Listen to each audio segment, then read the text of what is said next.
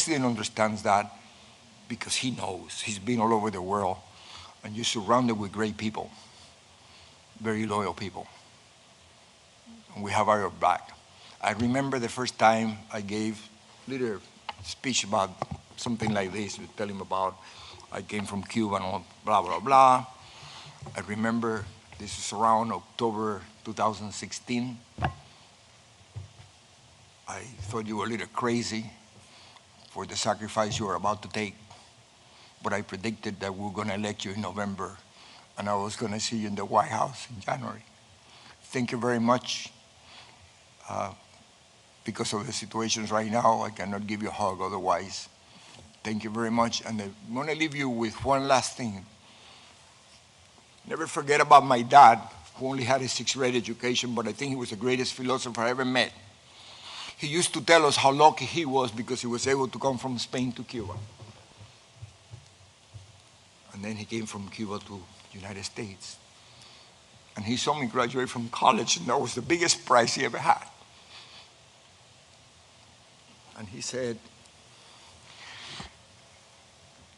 don't lose this place because you're not going to be as lucky as me. Because if you lose this place, you have no place to go. So with that, please keep that in mind.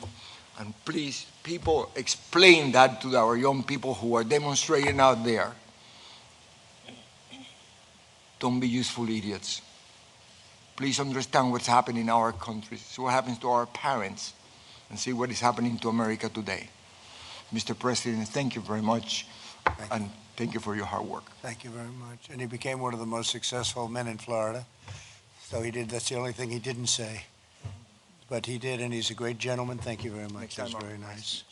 And now that you've cut everyone else down to about 1 minute, we appreciate that. Okay, do you mind? I Okay, asked let's that. go.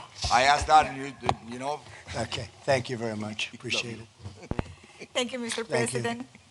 My name is Lourdes Ubieta, and I've been working in the media for over 25 years in Venezuela, Latin America, and the U.S., and I'm an immigrant and the victim of socialism, not once but twice. I was born in Venezuela to exiled Cuban parents who escaped the Castro communist tyranny and made a very successful life in other times, prosperous, but always generous Venezuela. For every single Venezuelan, life changed when socialist, corrupt, golpista Hugo Chavez came into power in 1999. After 2 decades of socialism in Venezuela, the country is destroyed. We are a poorer society with a failing purchasing power that limits the market for almost everything. 79.3% of Venezuelan families can't afford the basic food basket.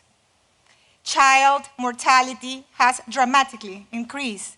More than 500,000 households live in ranchos, what we call like favelas. Just 1 out of 4 homes, Mr. President, has running water every day. Just 1 out of 10 homes has power every day.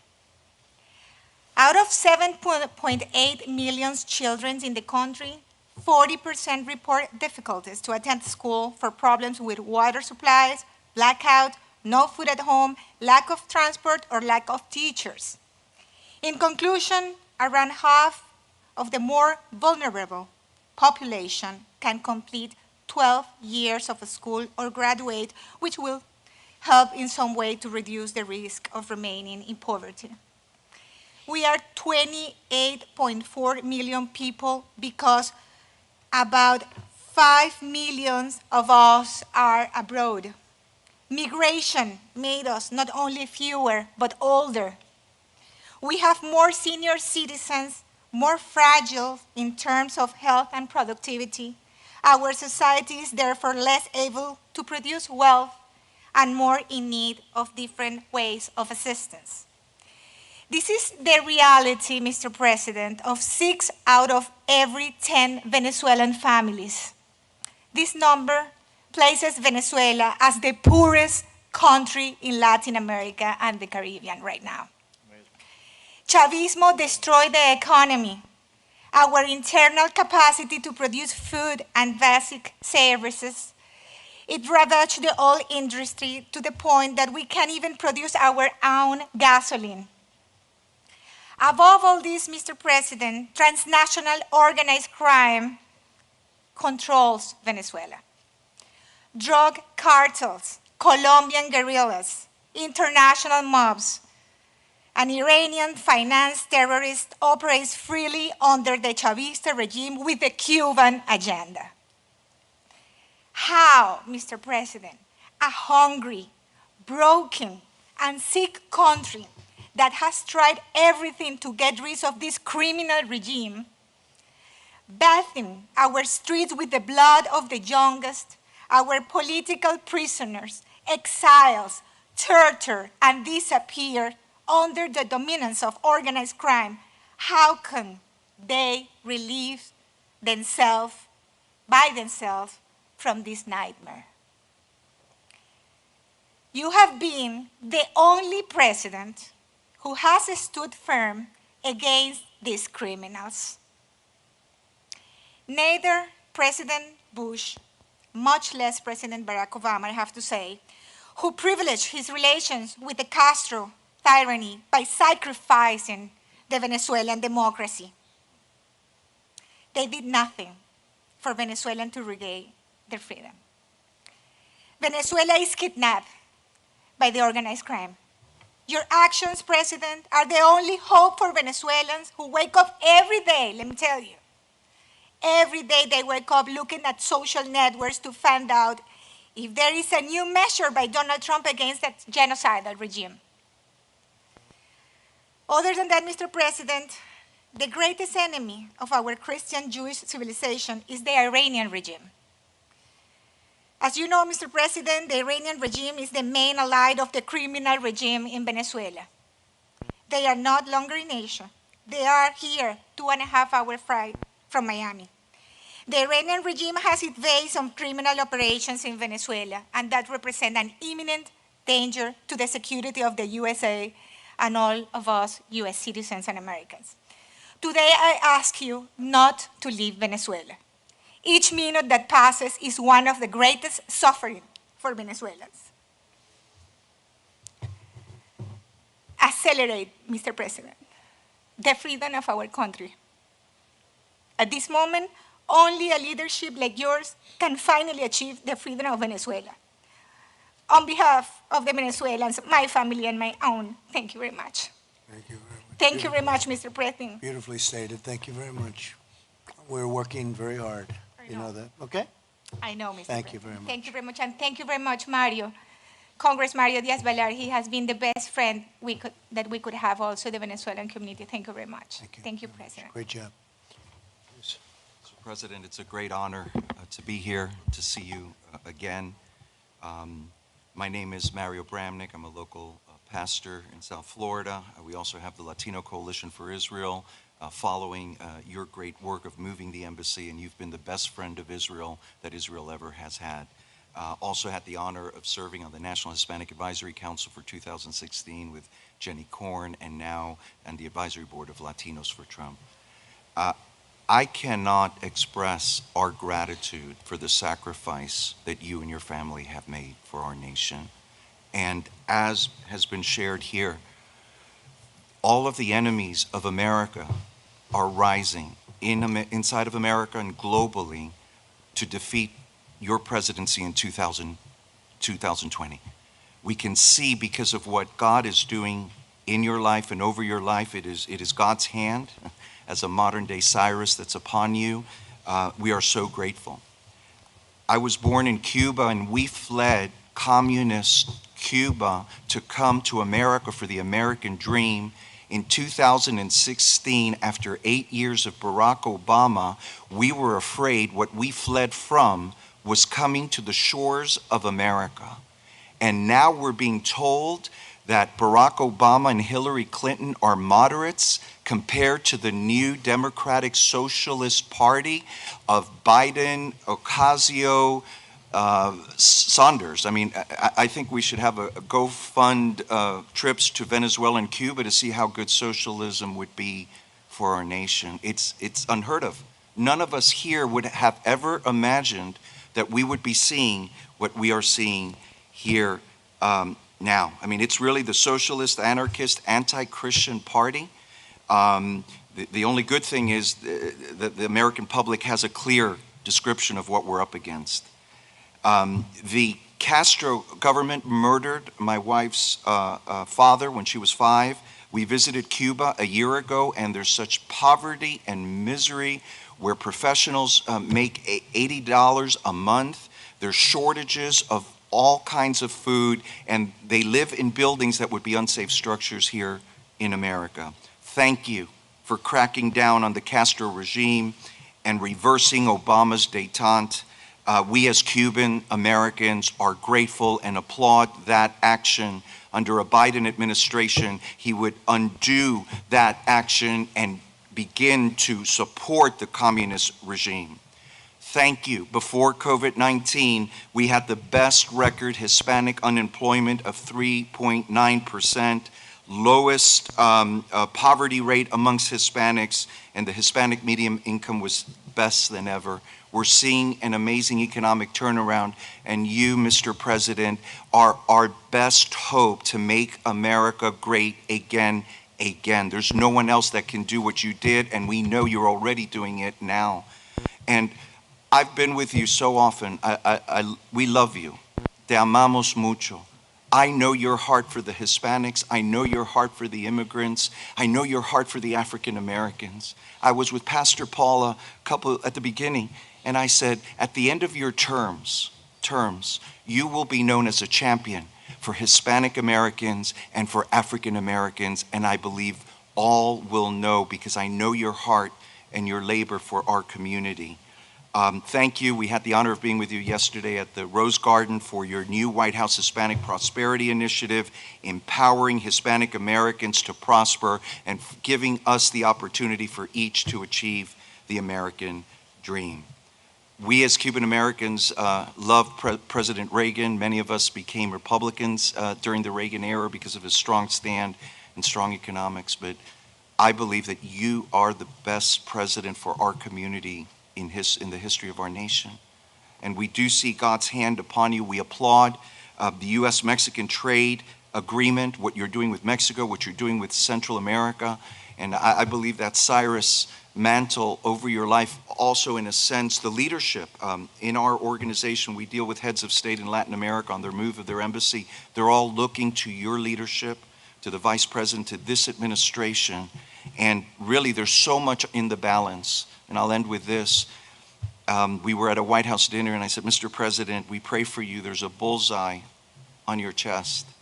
And there's a terrible attack against you, your family, and what you have to endure.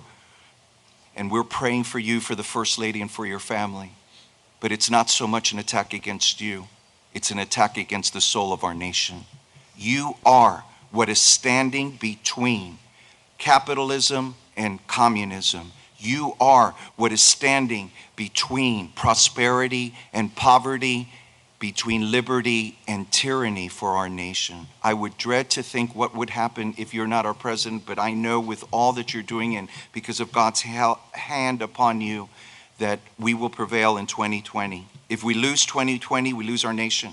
Our freedom of speech, our freedom of religion, as was mentioned, and our freedom of press, and yet there's a complicit press not realizing what they're supporting, they're going to lose their own rights.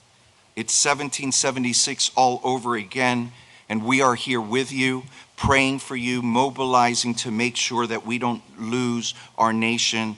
In closing, thank you so much for your leadership, for your sacrifice, for your moral clarity, your bold determination, and your unwavering commitment to the Hispanic Americans, to all Americans, and to our democratic ideals. Thank you so much. Thank you very much, Professor. Very nice, beautiful. Thank you. Thank you. Please. Thank you, Mr. President. My name is Lorenzo Di Stefano. I was born in Caracas, Venezuela, and I have a bachelor's degree in administrative science. In Venezuela, I started my family and worked professionally in the insurance business. In the year 2000, I had an opportunity for my business to grow, and political change in Venezuela was emerging. So I decided to move my family to the United States under a L1, L2 visa. The initial idea was to stay 4 to 5 years here in Miami, then return to my country. But due to the political disaster in Venezuela, we decided to choose an American residency and stay in Miami. I was lucky to invest in the gastronomic field, which was a hobby for me, but it became a reality, and so I was one of the owners of El Arepaso. As the business was growing and due to fire in El Arepaso 2 was created, and in less than a year, the partnership dissolves, making me the sole owner of El Arepaso 2. I was there that my true feelings towards Venezuela emerged. I started to participate and get more involved with the problems that my Venezuelan brother and sister live day in and day out. I always tried to help and give the best I could give from Miami. I saw how sad my Venezuelan brother and sister were of leaving Venezuela, even though fleeing insecurity and hunger. Those who had the possibility of arriving in Miami didn't know where to go, how to invest or work. In short, many of them looked for help in my business, and there were always people who could help them, making Arepaso to the Venezuelan Versailles. Mr. President, Venezuela was a paradise. It had everything, and unfortunately, the mistake was made to choosing a president who would guide the country to Castro communist terrorism and drug trafficking.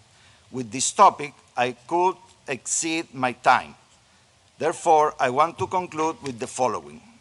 Mr. President, Venezuela is already having socialist and communist problems.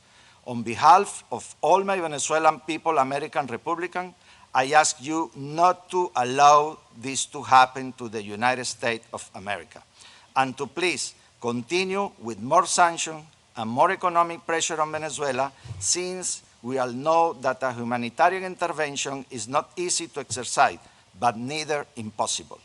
God bless you, God bless America, and thank you, Mr. President, and Trump for more years more. Thank you very much. Beautiful. Thank you very much.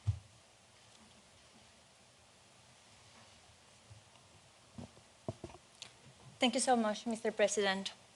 I'm truly honored to be here as a voice for freedom of the Cuban people and among so dear friends.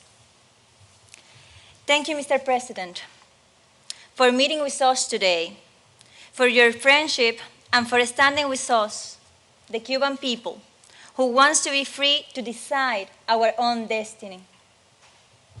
Thank you, Mr. President, also, for your historic actions to support democracy in Cuba and to pressure the cruel communist dictatorship. Our Cuban people suffer constant oppression from the socialist state. For more than 6 decades, communist Castro regime has imposed the culture of the exclusion and the discrimination against any Cuban with a divergent expression. They abolished our civil liberties, our freedom of faith and of speech. They tried to delete our history, our faith, and our culture. The Castro regime tied the hands of the Cuban people to make us poor and dependent, because communism mutilates the human soul in order to control the society. And those who raise their voice in favor of freedom, in favor of justice, those are risking prison and even death. This July 22nd will mark 8 years since my father, Oswaldo Payá, was assassinated by the communist regime. My father founded and led the Christian movement for liberation. He was a leader of the political opposition, but he was also a moral leader to thousands and thousands of people who demanded a right to have a voice and participate to change the system. He was the most generous man I ever met, and he was killed by the communist regime. They were trying to kill his legacy. because they were in fear of the faithful, in fear of the conviction of a silent majority awakening and demanding freedom. And although the communist regime was able to kill my father, they were not able to kill his legacy. They were not able to extinguish the resolve of our people to secure our liberation. On the contrary, our resolve is stronger than ever. We carry on his work. Our movement grows faster every day. We will not relent until we are free. We are going to finish what he and many others started. I'm a freedom fighter, but there are many of us among Cuba and in this table also. And I know that you, Mr. President, you are also a fighter for the freedom of the United States and the freedom of the world. Mr. President, I invite you to join me in commemorating July 22nd to honor the victims of communism in all the Americas, to honor all of those who have fought and died defending democracy in Venezuela, in Nicaragua, in Cuba, and in other parts of our continent also. It is important, it's vital to raise our voices to call for liberation of the political prisoners and to stop the impunity of the Castro regime. The same impunity that Castro felt when he killed my father, thinking that the world was not going to react. Mr. President, Cuba is in crisis. Families are living through a deep humanitarian crisis and political repression, a crisis caused by the existence of a corrupt and criminal regime, a regime that has nothing to offer to their own people but repression and violence, and that's what they are implementing right now against the citizenry. People are being detained, threatened, stripped from their cell phones, even physically assaulted, beaten up in the streets, taken to prison, simply for taking a photo in the streets or posting in social media. That's the level of fear and the weakness of the Castro regime right now. This is why your solidarity and the humanitarian help and the economic opportunities that Cuba needs should be directed only towards the Cuban people, preventing intervention from the regime, because the repressors should be cut out. We count on you, Mr. President, to continue shutting down all of the dictatorship sources of funding, which it uses to sustain the Cuban military, its apparatus of oppression, and its narco-terrorist activities. Mr. President, this hemisphere has paid a high price for tolerating 6 decades of Castro communism in Cuba, a regime that has caused the end of the democracy in Venezuela and in Nicaragua, and the largest refugee crisis of our lives. It is time to end it. The regime that infiltrated societies to spread chaos, hate, and division, and destabilize their democratic governments throughout the hemisphere and also here in the United States. Throughout the use of propaganda, the communist ideology has contaminated the minds and soul of young people in Latin America and in the United States. It is time to tell them the truth. President Trump, this dictatorship threatens peace and security of the continent.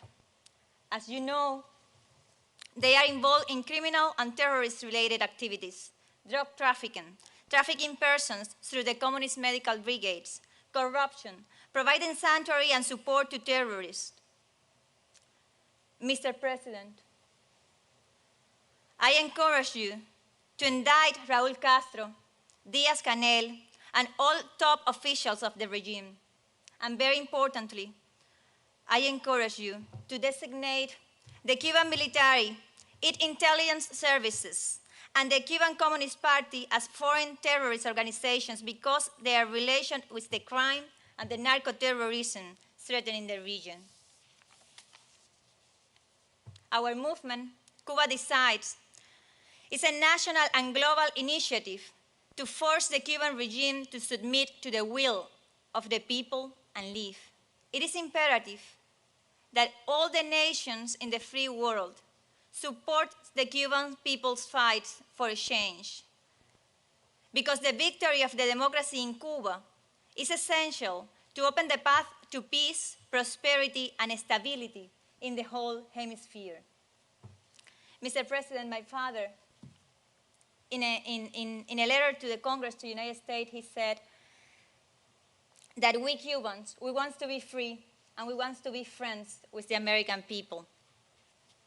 Please accept this coffin link with the coat of arms of the Republic of Cuba as a symbol of the friendship between our two people, and also as a symbol of our appreciation for your actions and your solidarity. Thank you so much, Mr. President. Thank you very I'm looking forward to working together with you very soon for the streets of a free Cuba. Thank you so much. Thank you very much. Thank you very much. Well, I want to thank everybody. I will not forget what I heard today. It's very moving. It's a very tough situation, and we've made a lot of progress, as you probably have seen and you know. And I have a feeling you won't be disappointed. And by the way, 2020 is very important. Very important. So good luck to everybody. Thank you. Really a good job. Beautiful job. I won't forget. You have a great representative right here. So Mario will be speaking. Okay? Thank you very much. Thank you. Thank you very much.